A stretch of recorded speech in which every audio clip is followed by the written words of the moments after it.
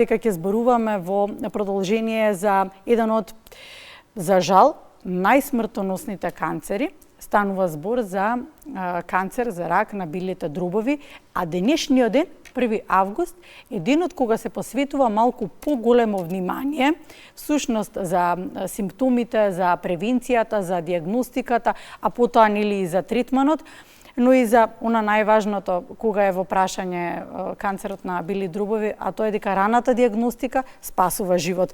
На оваа тема со доктор Даниела Поповска, таа е специјалист по онкологија и радиотерапија. Добро утро официјално. Добро утро. Ви благодарам за поканата.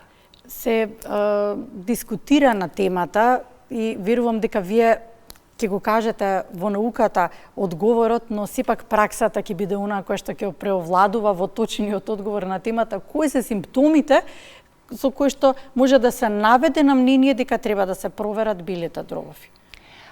Најчестите симптоми кога се работи за карцином на бели дробови, не можеме да речеме дека се типични. Тоа се нетипични симптоми кои што може да бидат присутни и кај друга состојба, кај воспаление, кај вирусна, кај бактериска инфекција, затоа може да ги заведе пациентите да не побараат веднаш помош, односно да не се посомневаат дека нешто посериозно се случува.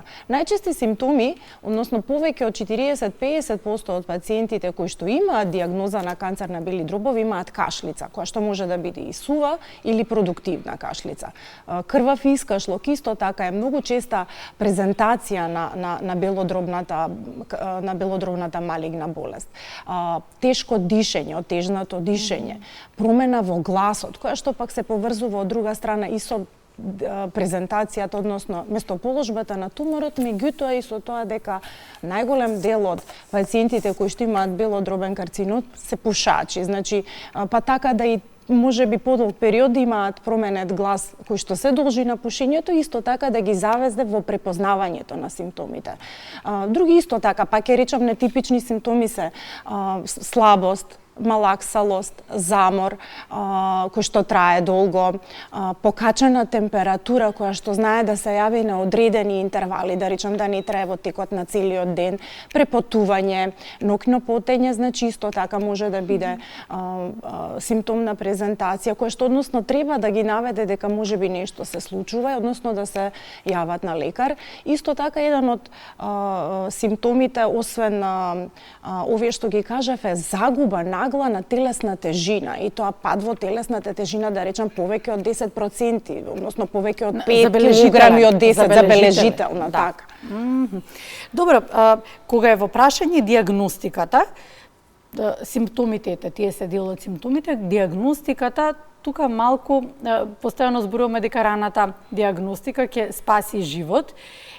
Тука малку веројатно е еден предизвик за вас, докторите, токму таа диагностика. Видете, значи првото оружје кое што треба да го имаме ние како популација, потоа зборам ние како доктори и онколози, е превенцијата. Прво секогаш треба да зборуваме за превенцијата и за скринингот. Во одреден дел од малигните заболувања постои можност за скрининг и постои можност за рана превенција, да речам. Односно скринингот би се однесувал на рана детекција на заболувањата.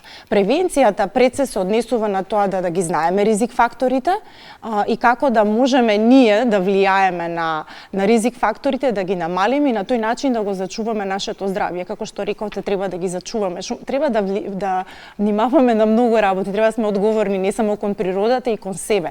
Како би биле одговорни кон себе ако влијаеме на превенција, односно знаејќи ги ризик факторите, да ги намалиме. Кои се ризик фактори за белодробен карцином? Значи прво нешто е пушењето.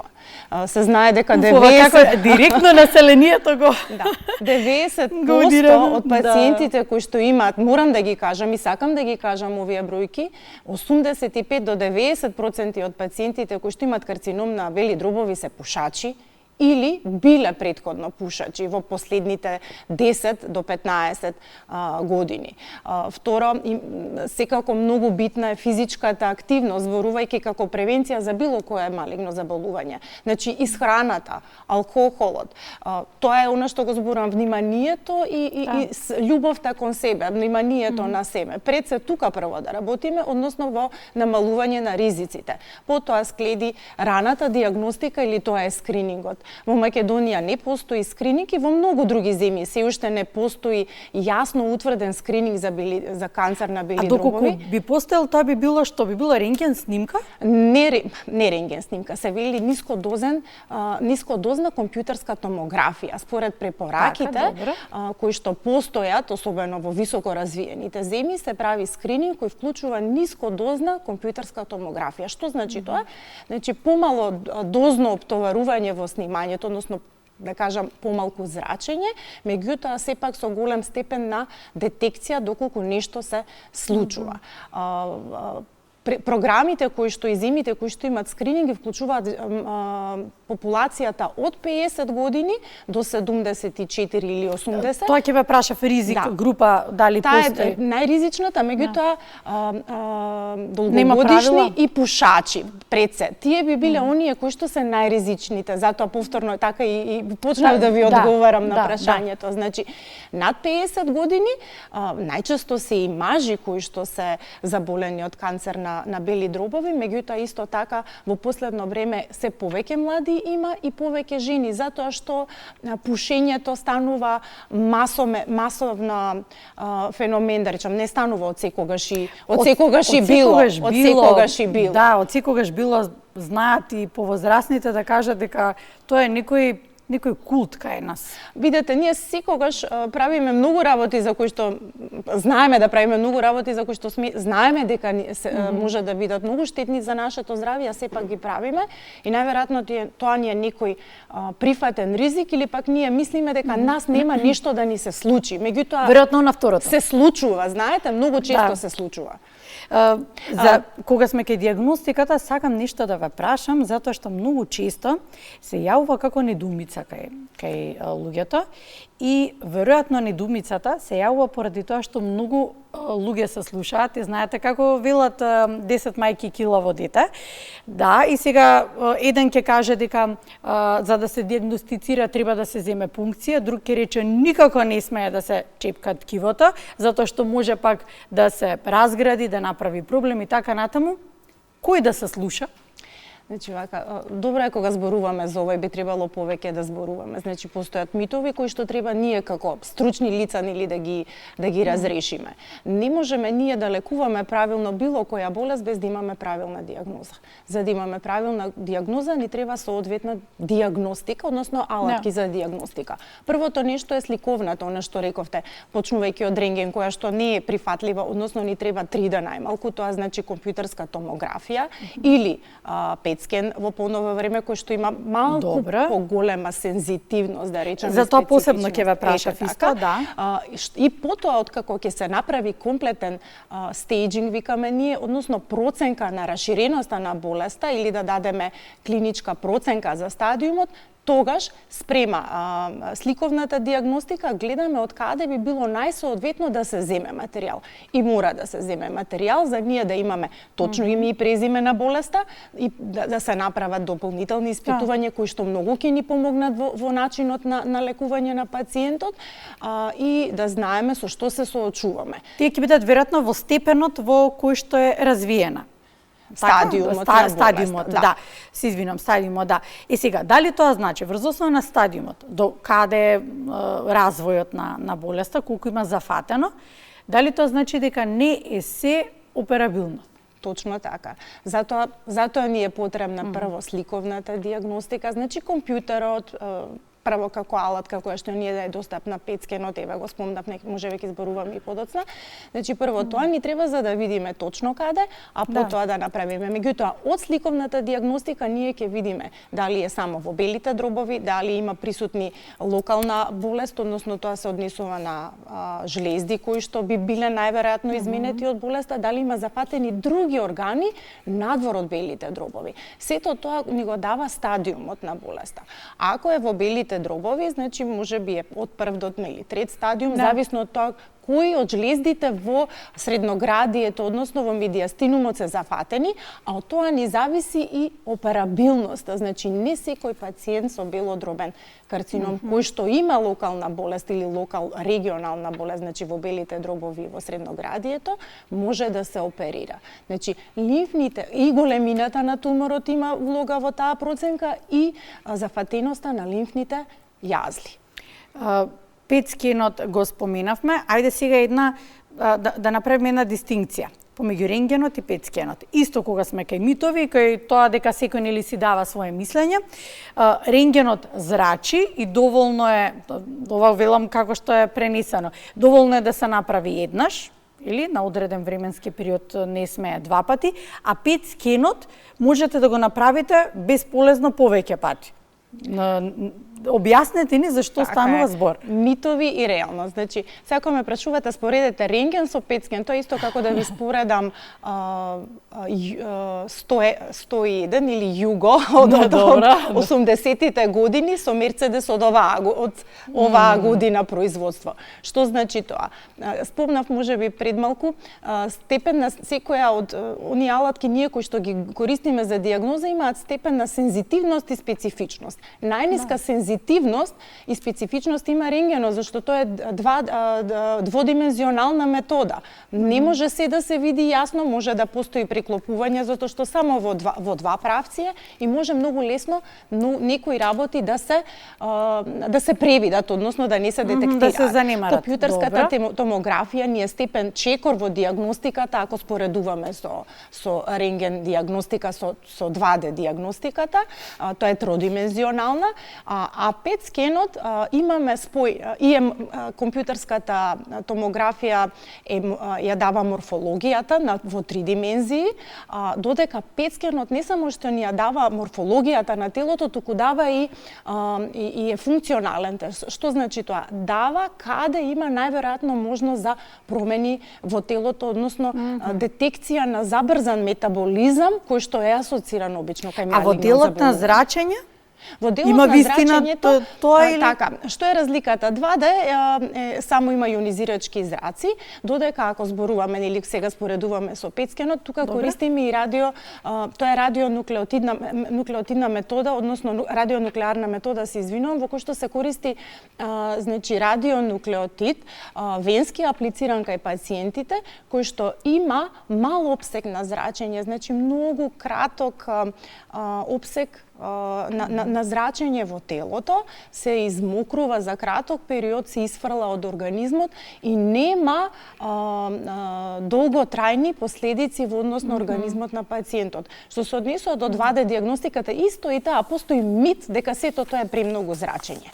Значи, ако кога нас ни е потребна дијагностиката, ние би можеле да имаме само бенефит кај пациентот. Го калкулираме дека тоа е минимален ризик, односно речиси непостоечки за да во однос на здравјето на пациентот. Споменавме дека не се е операбилно. Во делот на третманот, тука морам веднаш да ве прашам, многу често наоѓам како на одговор на тоа дека рак на билите дробови е настанат поради заборавен останат бронхит, недоволно испиени антибиотици и со годините стоело и ете преминало во рак на билите дробови. Така, колку тоа е вистина и во третманот како се приоѓа со антибиотска терапија, се приоѓа во прва линија или како се приоѓа? Значи, ајде прво ќе ги митовите, ќе ги да расчистиме, разјасниме. односно вистината во однос на тоа дали е тоа хронична застоена инфекција или недоволно лекувана со антибиотици. Значи, не постои апсолутна директна поврзаност на инфекција, директна поврзаност на некој од причинителите бактерии или вируси со ракот, иако индиректно може да постои асоциација ако се работи за хронична белодробна болест, која што пак од друга страна може да биде некој хроничен бронхит. Меѓутоа, тоа е индиректно, значи истото е во генезата, во патогенезата и на ракот, зашто настанува од пушењето. Секоја хронична, долгогодишна иритација прави можност малигно да се променат клетките каде што има хронична иритација во белите дробови и да премине во карцином. Меѓутоа, нормални редовни настинки кои што ние во текот на животот ги стекнуваме, или неколку во годината, или кои што секако се од милнив карактер, не може да бидат директно асоцирани со појава на карцином на бели дробови. Хронично заболување, идиопатска белодробна фиброза, односно хроничен бронхит од пушење, повеќе е директен ризик фактор за развој на малигно заболување на белите дробови. Што се верувам дека вие често го слушате тоа и во секојдневната комуникација со пациентите. Генерално, кога веќе ќе дојде пациент со дијагноза на карцином на бели дробови, од старт одма си кажуваат дека се пушачи, веќе се свесни дека најголемиот ризик фактор кој што довел до карциномот е пушењето. Видете, постојат и пациенти кои што никогаш не биле пушачи, а имаат рак на бели дробови. Нема правила. И најчесто се тоа жени, тоа обично се асоцира со одреден подтип на карцином на бели дробови, кој што по друга страна се има една светла точка дека можеби ќе има некаква можност за индивидуализиран пристап во лекување. И сега кога сме кај лекувањето, спомнате? Кај лекувањето, ги споминавме антибиотиците.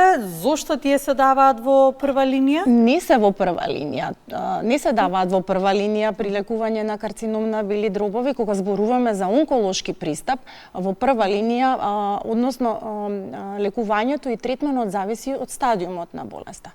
Доколку е трет стадиум или третија, односно помалку од N2 нодална болест, ние викаме клинички, или во некои случаи може и со N2 нодална болест, во тој случај може да станува збор за операбилно третирање. Се повеќе од тоа е хирушки неоперабилно, односно хирушки не може да се третира.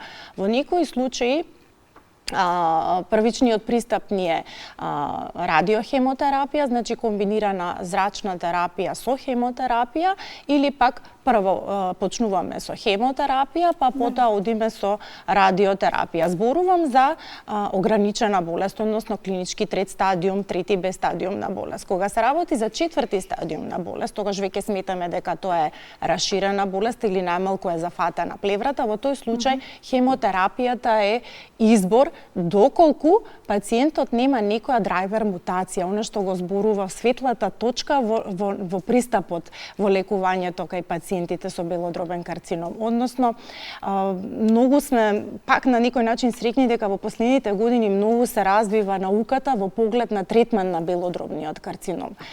Кога имаме поставена дијагноза, која што секако мора да биде со биопсија, значи да имаме материјал кој што ќе докаже кој е типот, прво нешто што правиме секогаш се молекуларни исследувања, дополнителни, да бараме таква драйвер, односно носечка, водечка мутација која што можеме да ја лекуваме со индивидуализиран пристап, со биолошка терапија која што има огромен успех.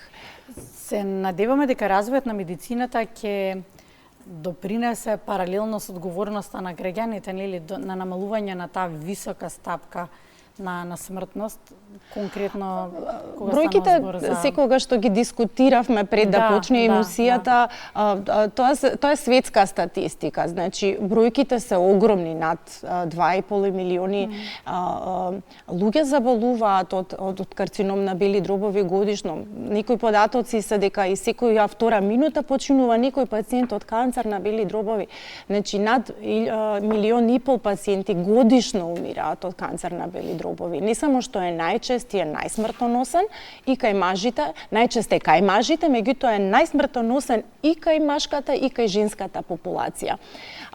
Она што ние можеме да го направиме, прво, нели да влијаеме на намалување на ризик факторите, тоа е она што го зборувам. Најмногу во превенцијата, таму каде што и ние сите можеме да влијаеме, раната детекција е таа која што уште не е дискутабилна затоа што ниту во светот секаде нема воспоставен скрининг, меѓутоа ако знаеме дека иматичните доктори би требало да обрнат внимание, ако знаат дека имаат пациент кој што е долгогодишен пушач, кој што пуши повеќе од 20 кутии годишно во текот на 20 години или по 2 дневно во текот на 10 години, значи затоа секогаш се прават анамнези, затоа ги спрашуваме пациентите за да откриеме не само по бројот на цигари во денот, туку и кои се дополнителни ризик фактори, дали во семејството има никој исто така со карцином на дробови кој што може да е ризик фактор, дали се пасивни пушачи. Сето тоа ние можеме да го детектираме и таму да одредиме на група која што можеме, ако не на компјутер, нели ниско дозен, барем на рентген да ги пратиме, односно матичните да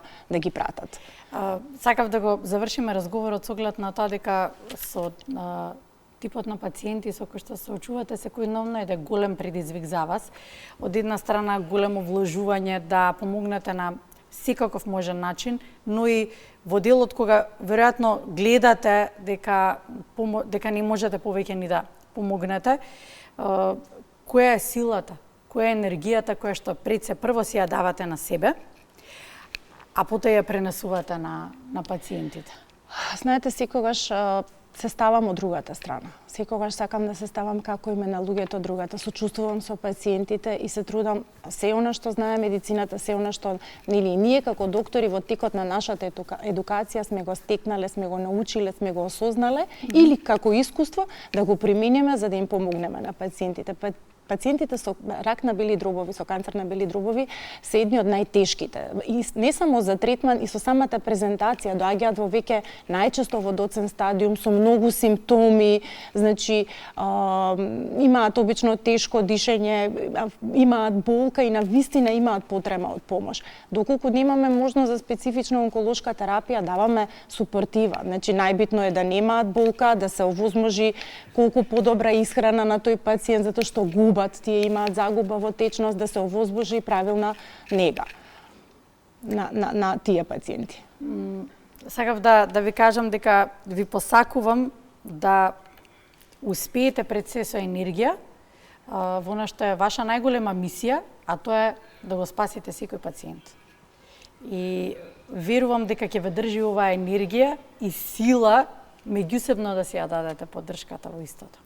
Така е. Да. Ви благодарам. Секогаш ние сме партнери, односно заедно поминуваме со секој пациент во сечија приказна, односно во сечија дијагноза и во сечија приказна, не само како доктори и како луѓе, така да навистина знае да биде исцрпувачки и секогаш кога имаме резултати, ние се радуваме заедно со пациентот. Тоа ни е она што ни е драйверот на нас, нели она што не води да помогнеме најмногу што можеме и најдобро што знаеме. Ви благодарам, докторке. Ви благодарам и на вас. Тоа беше доктор Даниела Попоска, таа е специјалист по онкологија и радиотерапија. Со неа разговаравме за денешниот ден, светскиот ден, кој што потсетува колку е важна превенцијата во борбата со ракот на белите дробови.